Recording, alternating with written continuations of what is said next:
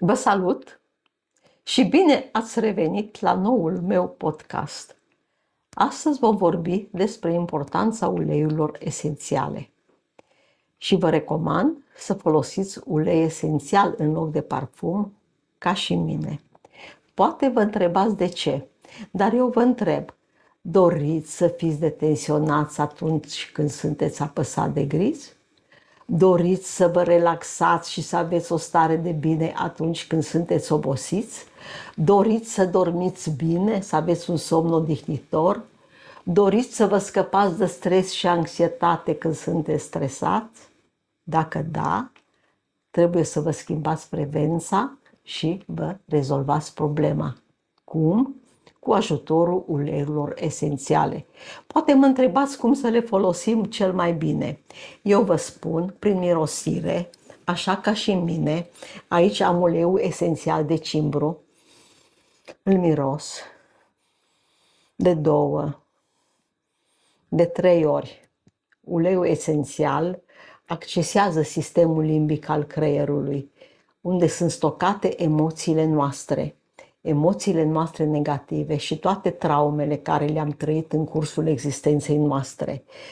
Prin accesarea amigdalei, uleiul esențial conțin sesquiterpene care oxigenează amigdala și la nivel de ADN acest lucru deblochează încărcătura emoțională din memoria celulară. Este un lucru extraordinar.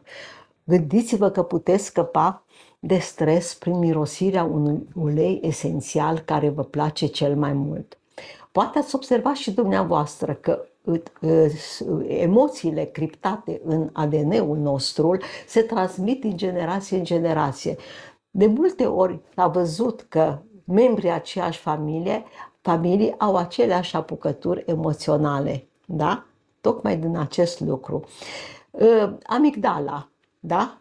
Este glanda care nu reacționează la atingere, la vorbire, la scris, acționează numai prin mirosire. Deci se activează prin miroxire și ne deblochează încărcătura emoțională negativă. Acum am în mână acest ulei esențial de cimbru. A fost numit doctorul infecțiilor bacteriene și antibioticul săracului. Din ce cauză? Pentru că, dacă ne uităm la compoziția chimică, principalul component este timolul, care este un antimicrobian de excepție. Cum îl putem folosi? Îl putem folosi prin difuzare într-un difuzor de uleiuri esențiale pentru purificarea aerului. Îl putem folosi ca și apă de gură, da, câteva picături într-un pahar cu apă.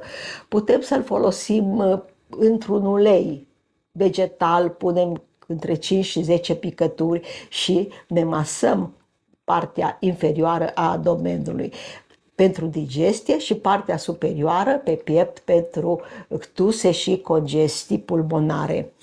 Alt ulei esențial important este uleiul de cuișoare, numit și el doctorul infecțiilor bacteriene, pentru că el conține eugenol ca și component principal. Cuișoarele se folosește mai mult în medicina dentară ca și analgezic. Cum îl putem folosi? Îl putem folosi, punem pe un bețișor de vată, da, un bețișor, puțin ulei de cuișoare și punem exact pe dintele care ne doare. Acum eu vă recomand să vă preparați singuri o apă de gură, da, un praf de dinți și o să vă dau și o rețetă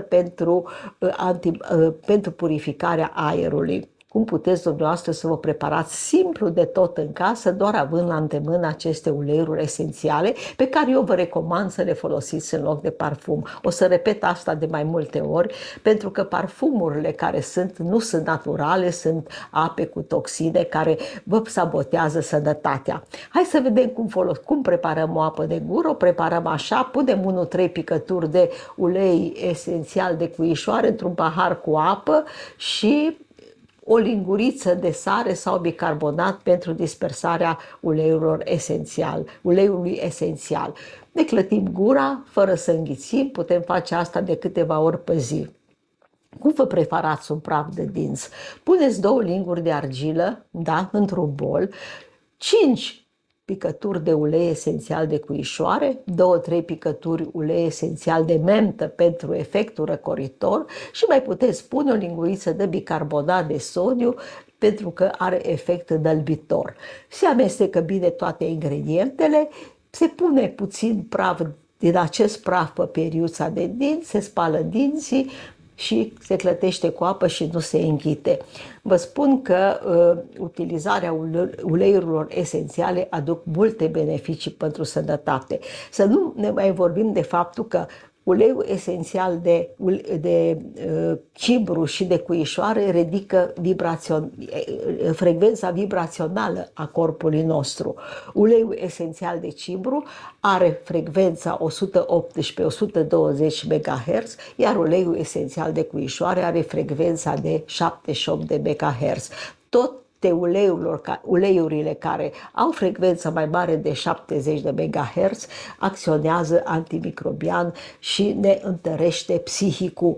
E foarte important că dacă psihicul suferă și fizicul se frânge.